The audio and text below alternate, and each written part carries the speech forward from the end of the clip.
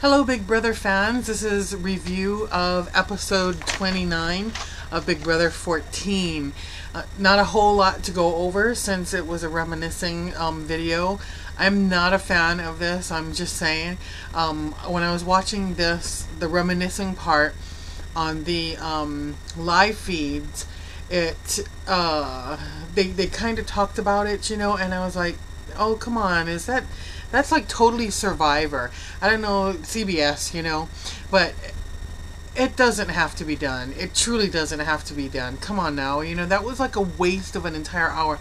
There's so much that has happened in the past 2 or 3 days that they could fill an entire show of just that. And I feel like so much of it is edited that people really can't make a total judgment on America's Favorite or even the way the players are edited. Enough of that. Here we go with the episode review for what it's worth.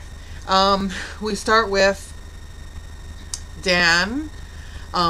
They finally were able to figure out, by listening, what it was that Dan said when Shane was leaving the house. And he put his arm around him and said, dude, she's been playing you the whole time. Ask Jen. Well, during his interview with Julie, he says he doesn't know what he said. He said something about Jen and vote for Danielle, something like that. And then when he did his exit interview with Jeff, he said the same thing. He didn't hear what he had to say. He was trying to just get away from him. He didn't want to hug him. He didn't want to hear anything he had to say. And he thought the same thing, that he had said, ask Jen and vote for Danielle. So Dan's message didn't get through to Shane. And so, watching Jeff's interview, if you haven't seen it, go to cbs.com, Big Brother, and look for the live chat with Jeff Schroeder, who is a past Big Brother fan. Once upon a time they used to do those interviews. I forget what it was called. It was like a chat line or something like that. It was really interesting. And then they stopped doing that like about 2 or 3 seasons ago. Anyway, Danielle in her diary room was like, he lied again. Wah, wah, wah. And Ian's having like this total freak out moment. He's like, he's doing all his ticks and stims and, all the things that he normally does, just totally freaking out, to be the best. You gotta win the best, beat the best. And quack, quack, quack, quack. I'm tired of the quacks, okay? Enough with the quacks already. But at the very end, we're gonna hear it, and it's his thing, and he gets to the point where he repeats things constantly, sits in his hammock and rocks back and forth for hours and hours and hours on end, and you can occasionally hear his mumbling, and it's very repetitive. Everything that comes out of here is it's like rote memory.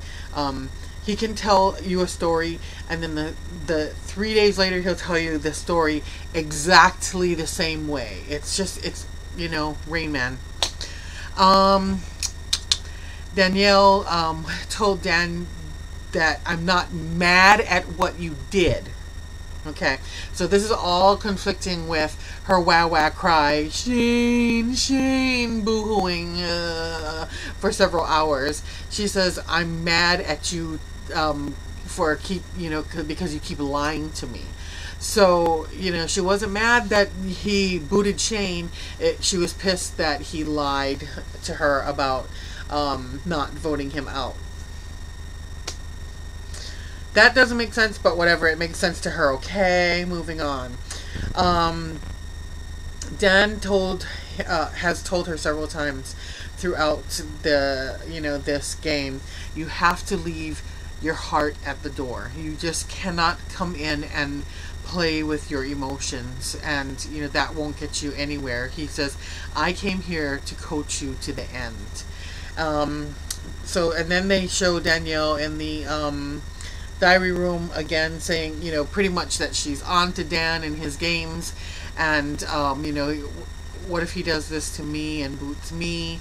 And she says she's going to start playing the game, listening to him, playing along with everything he wants or whatever, and then she's going to make her move. Pretty much that's what she said. Then we moved on to the champagne brunch that they were given, and that's when Danielle said, in a voiceover, that's where she was going to that's where she planned her revenge with mimosas on Dan. They reminisced about the Quack Pack and how they came together and how it was named. Janelle and her non-emotional state. Boogie and the Bible. Brittany on the block and her frustration taken out on Teddy B. That was the funniest thing ever at the end. She's done beating the hell out of this teddy bear. She hugs it, and puts it all pretty back in its little corner. Will and Frank's fight outside. Willie and Frank's fight. Then Willie and Joe's fight, which makes him become evicted from the game. And then we move on to showmances like Shane and Danny's relationship. I'm sorry, Ian and Ashley's date, which was awkward. And then we moved on to the funeral. And then we finally get back to the actual show. For the last 5 minutes of the show, we move into HOH part 1, which is called Hook, Line, and Sinker, which was an endurance competition. And they were not quite ready, or I guess they didn't think in their heads that it was going to be an endurance competition. Oh no, wait, I take that back. They did know it was an endurance, and they thought the next one was not going to be physical. They thought it was all going to be totally mental. But it ended up kind of being both, part 2, which we will see, obviously, the night of the finale. However, Hook, Line, and Sinker was you had to get on a huge hook, and you had to hold on tight, because that's basically all you had to do. Was they would be constantly, dumped into water, pulled up, banged against a padded wall, and then, back and forth, banging against the wall, rain falling, etc., etc. It didn't last extremely long, if I remember correctly. And then I, of course, have spoilers about it that I've already posted on there about, it would be called something like Spoiler HOH Part 1, if you want to find out about that. We end with Danielle in her diary room saying, I hope you're not feeling too secure, Dan. You might be blindsided. I don't know that that's really going to happen. I don't know that, I don't know. I might actually have to eat my words on this, but I don't think that she has what it takes to blindside Dan. Now, if she wins, one of the further HOHs, and she gets totally in charge or whatever, or the circumstances change and she gets to be the deciding factor or whatever, I don't know that she could, in her heart of hearts, get rid of Dan. As much as he has messed with her and messed with her emotions, he has done his job as a coach. Even though they reset it, he wasn't a coach and he was a player. He has done what he set out to do from the very beginning. And they have created, even though it's messed up, and I would like to use the F word here, they have the most effed up relationship ever, where he's just constantly picks at her and teases her, and she's she's got like a soft heart that I mean, yeah, she does have soft feelings, and so she gets her feelings hurt very quickly, and he plays with that, which is really sad at times.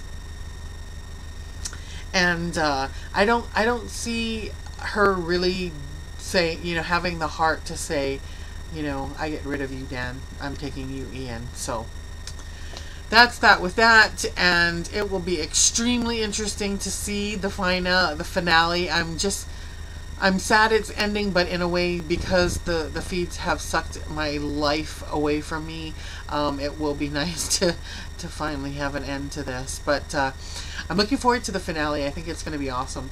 We will talk to you later, Wednesday night. Bye.